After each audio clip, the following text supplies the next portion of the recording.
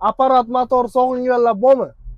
Xohlasangiz 21,5 kublik furgon holatda, xohlasangiz shassi holatda mavjud aziz do'stlar. 11 tonnayu 300 kilogramm umumiy og'irlik berilgan FAV Tiger furgonlarini kutib oling.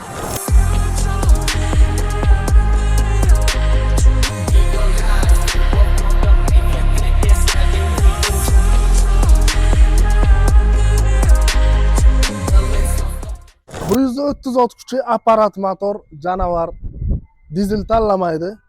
Yuchay dvigatel bilan jihozlangan 4 ta silindrlik 6 ta pog'onali skors richag crossli aziz do'stlar. Ketdik, salonlarni ham bir tomosha qilamiz. Aziz do'stlar, xohlasangiz shassi holatda xarid qiling, benzavoz, vodovoz yoki furgon bartavoy qilishingiz ham mumkin. Xohlasangiz furgon holat mavjud, 21,5 kublik kuzov. Mana yon tomonda ham darvozalari bor, orqada ham darvozalari bilan jihozlangan. Mana ko'rishingiz mumkin. Furgon holati 21,5 kub kuzov ichki hajmlari. 4x2 formuladagi ushbu FAV Tiger VH modelidagi texnika tanishib o'tamiz. Shassi holatda o'zining og'irligi 3420 kilogramm.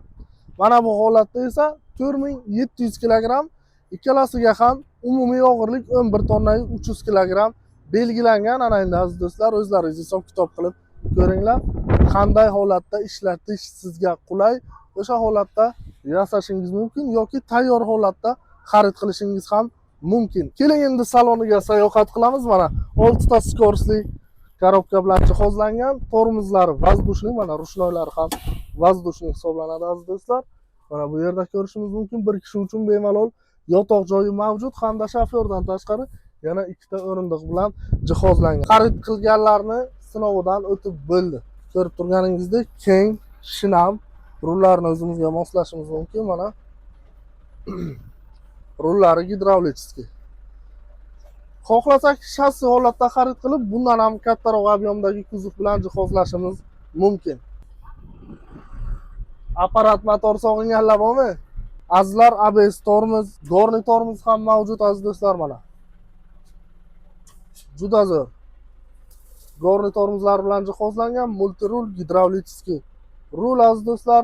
Salon o'ziga yarasha juda qulay, shinam. Mana rullari multirul, signallari ham bor.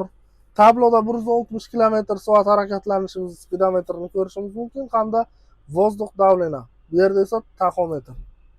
Ko'rib turganingizdek, barcha